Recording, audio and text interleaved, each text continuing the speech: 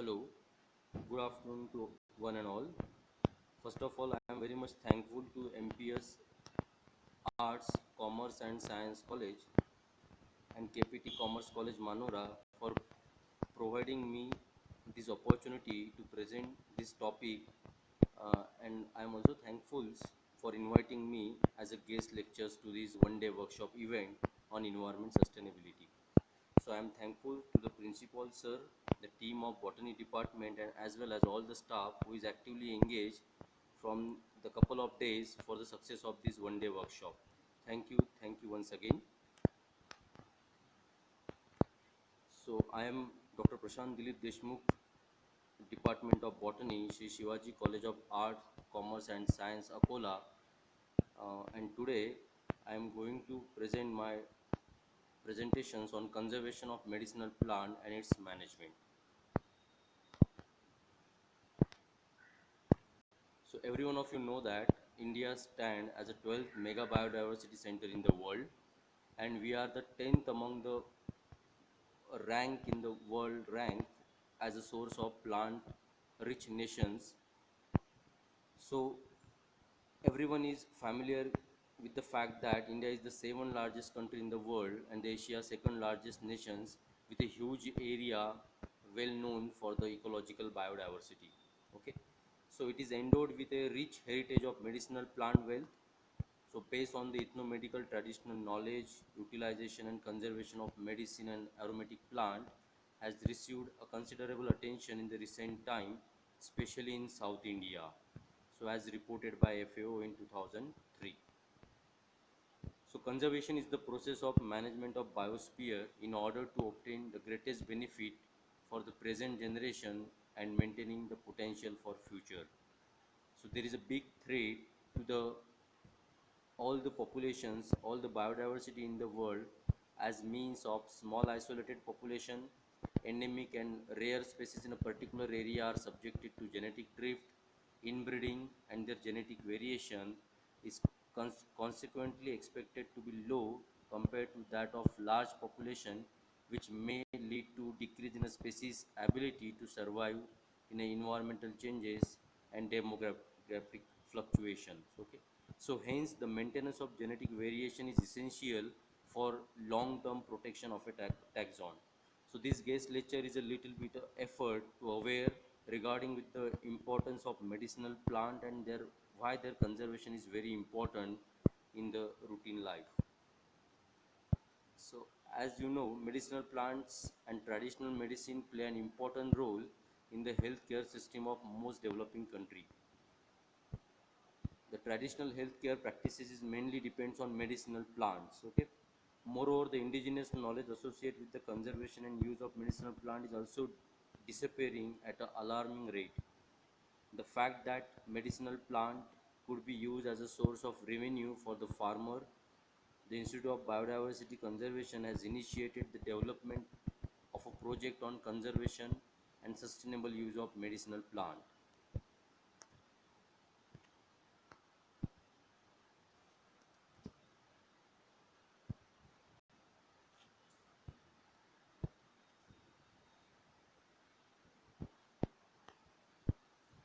So by two strategy we can conserve the medicinal plant as well as all the genetic variations in the nature. So one is ex situ conservation and another one is in situ conservation. So I will explain all these two aspects in details later. So threat to the medicinal plants. So these are the greatest threat to the extinction of the medicinal plants all over the world. So out of that, some prominent threats are degradation of habitat due to expanding human activity, forest decline, destructive collection of plant species. So when we have to collect the plant species, we have to put some of the parental plants remain there so that they will propagate and maintain their population. Then invasions of exotic species that compete with the native species, then increased spread of diseases, changes in agriculture practices, excess use of agrochemical, natural and man-made calamities, and genetic erosion. So these are the most important reason which are threat to the extinction of medicinal plants available. In South India, it is estimated that about 70 to 80 plants become on the way of endangered or threatened out of 300 medicinal plants, as reported by Rajashekharan and Ganeshan in 2002. So why there is need of conservation of medicinal plants? So medicinal plants, they are important because they are a good source for the healthcare products which are needed for the growing populations, and they are harvested from the wild habitat in a large quantity.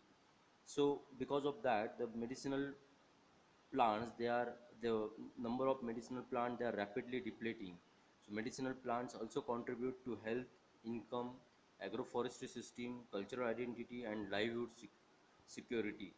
Hence there is a need of conservation, cultivation, maintenance, and assessment of germplasm of medicinal plants for the future use. So what is the benefit of conservation of medicinal plants? So they are very less costly, so they are the cheapest and best alternative to the routine medicine.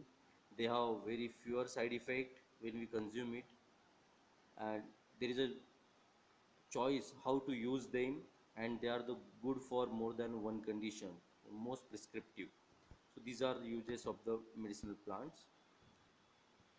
Then, so endangered species are those which are already become extinct, or the plants which are on the verge of extinction. So the plants populations or animal populations are categorized on the basis of their um, abundance present in the population.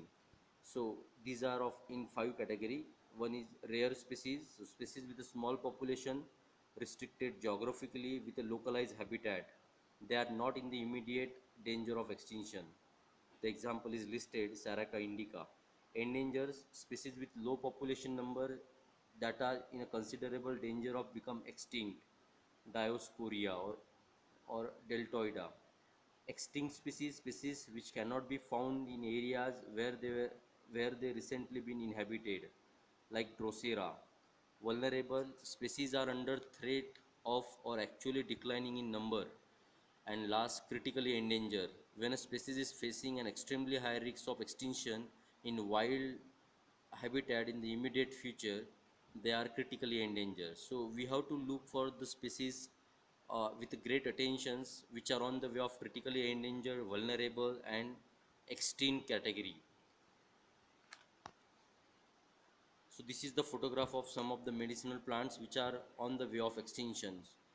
Dipterocarpus indicus or Gracina cambogia, Rauwolfia serpentina, and others are also shown in a photograph. Then conservation strategy. So as far as germplasm conservation is there, so we can conserve this germplasm by two strategy. One is in situ conservation and another one is ex situ conservation. So as far as germplasm is concerned, so germplasm is nothing but the collection of um, either part of a stem or pollen grain or a part of a leaf, so that or cell, so that they can um, whenever they culture, they can get a new plant population. So this is already mentioned mode of conservation. So in vivo conservation include in situ, the conservation in a natural habitat, ex situ conservation in an artificial habitat. And another strategy for conservation is a cryopreservations. So here we can preserve semen, oocytes, embryo, or somatic cell. So ex situ conservations include protection outside their natural habitat. Here what includes under the conservation, here we can conserve the whole plant, seed, pollen, tissue, or cell culture.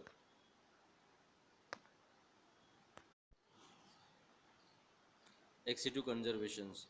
So what is the purpose for the ex situ conservation? So first is rescue threatened germplasm, produce material for conservation biology research, bulk up germplasm for storage in various form of ex situ facility, supply material for various purpose to remove or reduce pressure from wild collecting,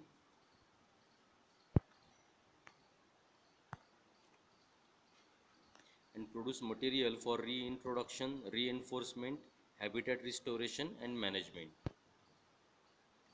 So what action that we have to take in order to do ex situ conservation?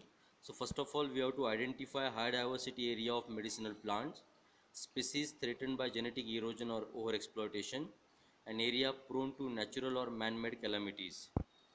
Then solicit supports from the local communities and traditional healer in the inventory of medicinal plant and indigenous knowledge.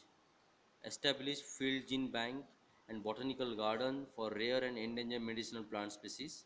Conventional preservation facilities for storable seed of medicinal plant.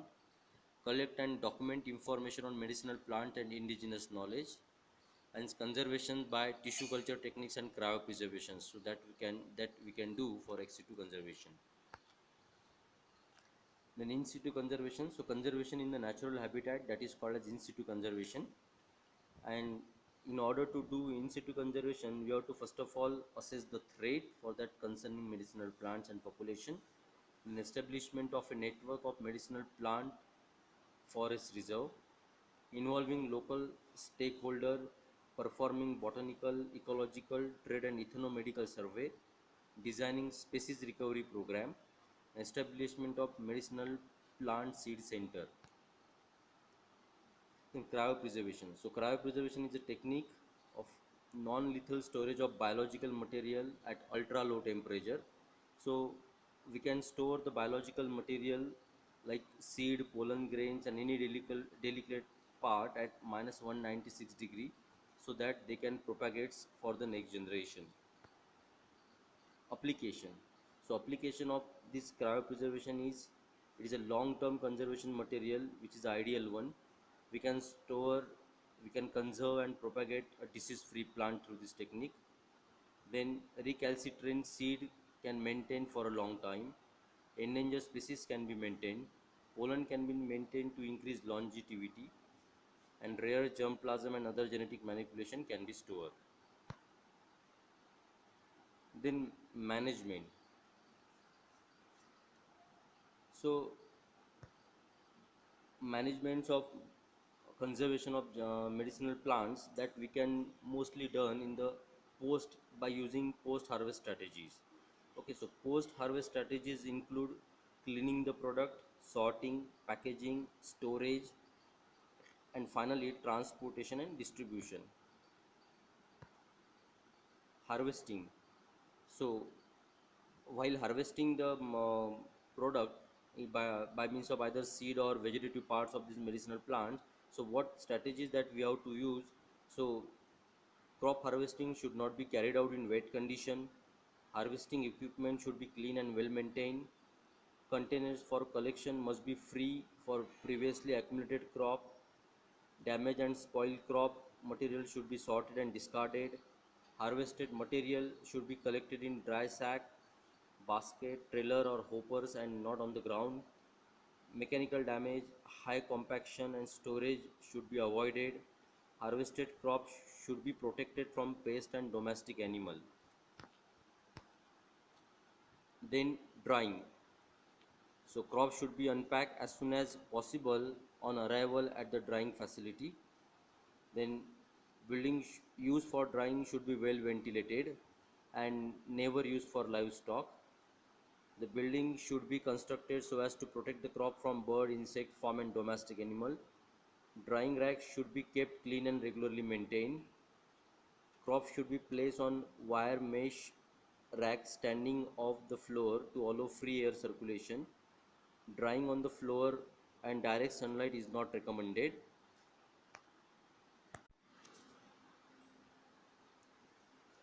Dried crops should be inspected and sieved and winnowed to remove damaged material and other foreign matter. Sieve should be kept clean and maintained regularly. Clearly marked waste bin should be provided, emptied daily and clean. Then packaging. After removal of damaged material and foreign matter, the sound dried crop should be packed in clean dry sack, bag or boxes, preferably which are new. Packing material should be stored in clean dry place free from pest and animal. Then rushable packing materials such as jute sack, plastic bag should be well cleaned and dried before reuse. The packed crop should be stored in dry place away from the wall and off the ground and can be protected from pest and domestic animal. Whenever possible, the packaging material should be agreed between supplier and buyer. The storage and transport. So packed dried crops should be stored in dry, well ventilated building with minimum variation in diurnal temperature with good air ventilation. Shutter and door opening should be protected by wire screen to keep out pest and farm and domestic animal. It is recommended that packed dried crops should be stored in a building with a concrete floor away from the wall and well separated from all other crop. For bulk derivatives, the use of vented container for transport and storage is temporary. Warehousing is highly recommended to minimize the contamination risks. Alternatively, suitable vented transport vehicle and temporary storage facilities are recommended. Equipment Equipment used for the protection and handling of crops should be clean and dried properly. Equipment should be installed to allow easy access and should be well maintained and cleaned regularly. Wooden equipment uh, is never refer for the storage. Then personal personal handling medicinal plant should be maintain well degree of hygiene, provided a good facility. Then persons should not be permitted to work in a herbal medicine handling area if are known to suffering from any disease or carrier. Then person with open wound, sore and skin infection should be transferred away from the herbal material handling areas until completely recover. Then documentation. So maintaining documents is again very important task. So from which date that we have preserved so that they can retain their quality. Training and education of personnel, whether handling crops or managing crop productions in an appropriate production technique is highly recommended. This can be achieved by using expert from the local agriculture institutes or those provided by buyer. Quality control, by doing all these and by using all these strategies, the quality of the germplasm we can maintain with a high degree. So thanks, I am very much thankful again for the whole team of the college for giving me chance as a guest lecturer for this important topic. Thank you once again.